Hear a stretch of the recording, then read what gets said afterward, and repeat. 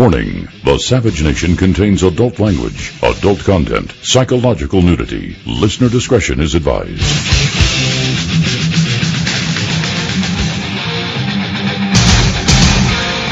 And now, America's most exciting radio talk show, The Savage Nation. And here he is, Michael Savage. Blue Monday, how I hate Blue Monday.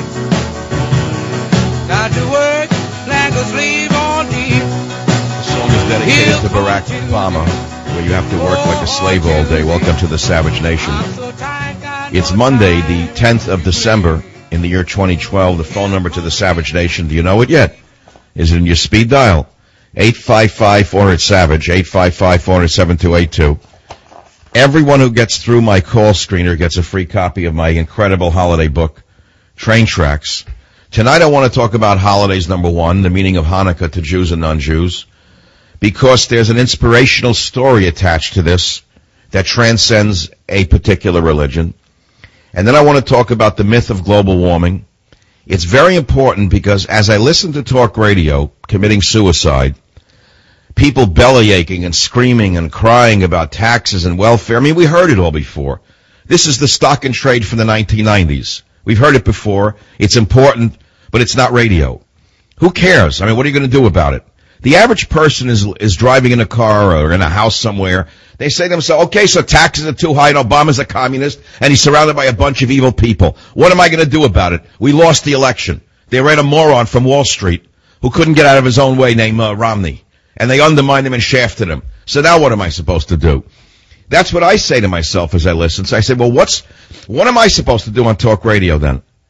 I'm supposed to give you information and knowledge which you can use to convince others that they are wrong about the entire left-wing phenomenon from top to bottom, because they're going to take you lock, stock, and barrel.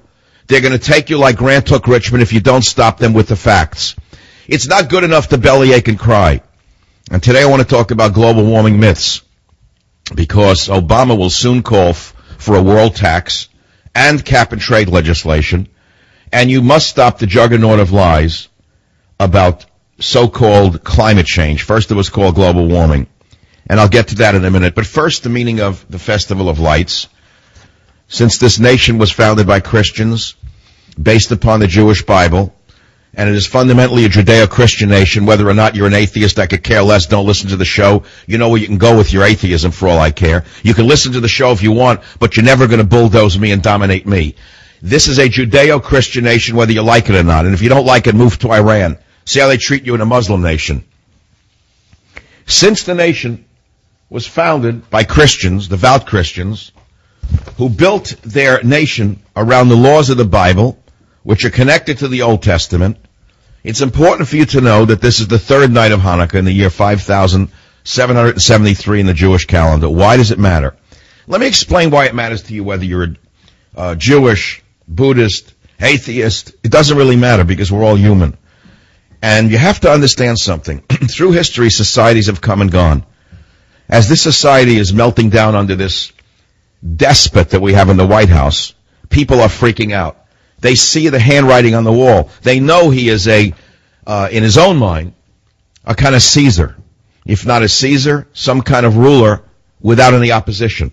They see the arrogance in his jaw. They see living high on the hog. They see that the man is a liar through and through, telling you to tax the rich by surrounding himself with men like Jeffrey Immelt of General Electric, whose company paid no taxes in the U.S., surrounding himself by the rich like Google, who pay almost no taxes in the U.S., surrounding himself like liars, whatever his name is. I almost said Walter Mondale. I mean, whatever is Barney Google there. The Barney Google of the Midwest. Mr. Fudd there, Elmer Fudd. What's his name? Buffet, Warren Buffet.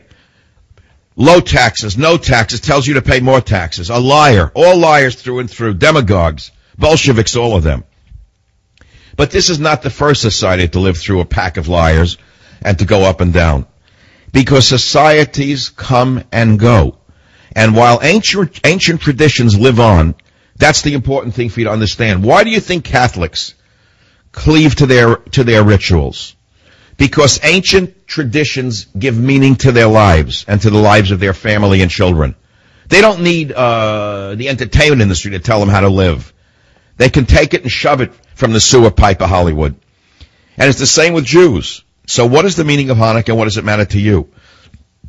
After the ancients ransacked the Holy Temple, they were thrown out by the Maccabees, who were the warrior princes of their time. The Jews came back, they kicked out the ransackers, and they found a jug of holy oil. This is how the story goes, but it's not important. What's important to you is what's important. So they find, as they're fixing up the old temple that was ransacked, they find a jug of holy oil at the bottom of the rubble, and they light it. And the holy oil was supposed to burn for only one night. But miraculously, the story goes, it burned for 8 nights, which is why the Jews light candles for 8 straight nights. So what does this mean to you living in the year 2012? Running as you do so busily every day, trying to provide for yourself and your family. What this signifies for us as human beings is that no matter how distraught we may feel, no matter how wrecked we may believe we are, there is always a small amount of holy oil left within all of us, which can be reignited and carry us through the darkest hours. And I think that's a very important modern interpretation of the Festival of Lights, and I thought I would share it with you on the Savage Nation. Because most of these ancient traditions have lost virtually all meaning to most people. We live in a very cynical, we don't live in the age of reason. We don't live in the age of enlightenment. We live in the age of cynicism.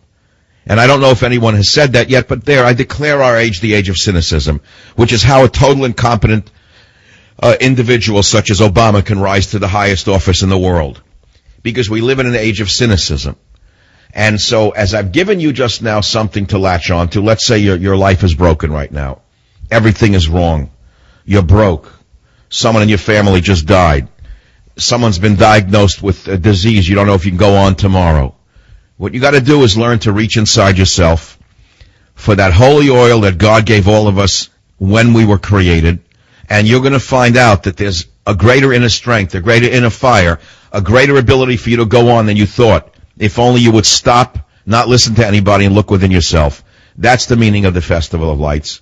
That's the meaning of Hanukkah. That's why it transcends only one religion, and that's my interpretation. The phone number here is 855-400-7282, 855-400-SAVAGE. You can call me from anywhere in the United States of America. That leads me to the